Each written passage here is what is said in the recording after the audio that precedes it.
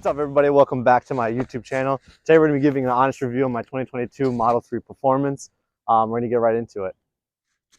All right, so starting off, after owning this car for about a year and a half so far, we're going to go ahead and start with the wheels, and the majority of my modifications I have thus far on this car will be in the description below. But the fronts, you're going to see they're about 20 by 9s, and then the rears, they come into 20 by 10.5.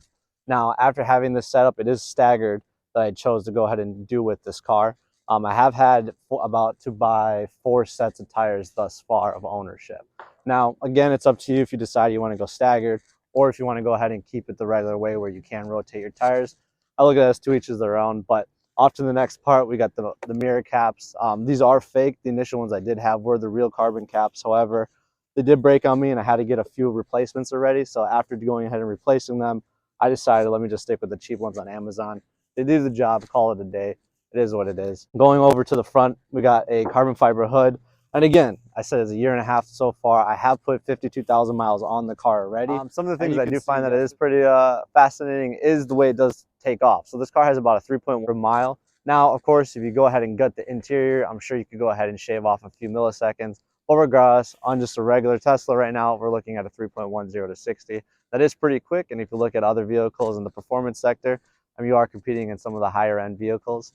Now, other than that, just on a personal level, I do enjoy driving it. It does give me a lot of joy. Of course, there is some aspects of it that I do wish it had a little bit more power. But generally speaking, when it takes off, whether it's 0 to 60, or if you're taking at a 40 roll or more, if you have seen some of my shorts, you do know that I go ahead and take some night runs with a few of my buddies. But other than that, it has been a great car to go ahead and deal with. And of course, when it comes down to maintenance, which I do know a lot of vehicles other than Tesla have that on a consistent basis, whether it's the oil change, whether it's brakes, etc., etc. Not necessarily a case that I have owned this vehicle. And again, I went ahead and put 52,000 miles on this vehicle. It's not just regular everyday driving that I'm doing on this vehicle. I am going ahead putting in performance mode. I'm taking it up in the canyons. I am drifting it. I am doing donuts with it. So again, I'm not putting just regular miles on this vehicle. So what I'm basically saying on my positive side of note is that complete ownership, I haven't had any issues with this car, even when I have broken a few pieces, which I am going to go in here to in a few moments.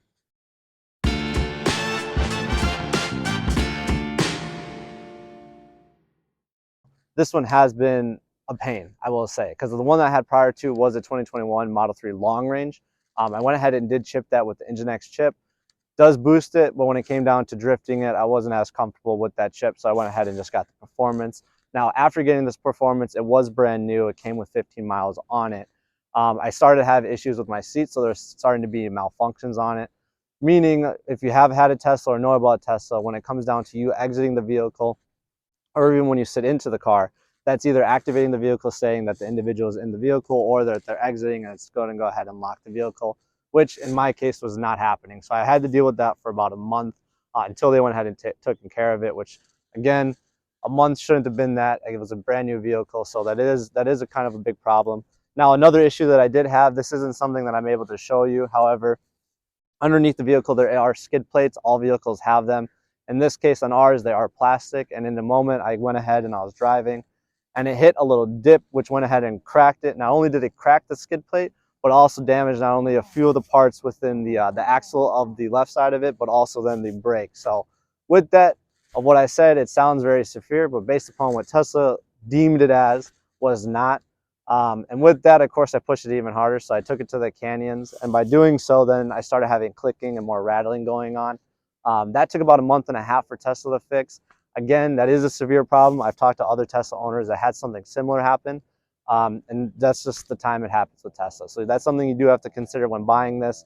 Depending on the issue that occurs and depending on the Tesla service shop that you go to, it may be a month or longer. And hopefully, of course, I want it to be less time. But generally speaking, the experience that I had, it has been always a longer period. Now, coming over here, the front windshield, I had this cracked just from regular use, just from truck rocks. This took about 2 months, almost 2.5 months to go ahead and get received. On top of, I had a vandalism incident occur a few months ago, and this little piece of glass also took about 2 months to get. Now, again, owning a Tesla, if you only have one vehicle, that's going to be a problem, because waiting 2.5 months for one little piece of glass or even the front windshield, it's not going to do you justice, especially if you're tight on budget and you have everything kind of put in for a Tesla, and now you got to switch over to your gas, so that's going to switch up a lot of your metrics on that side of it.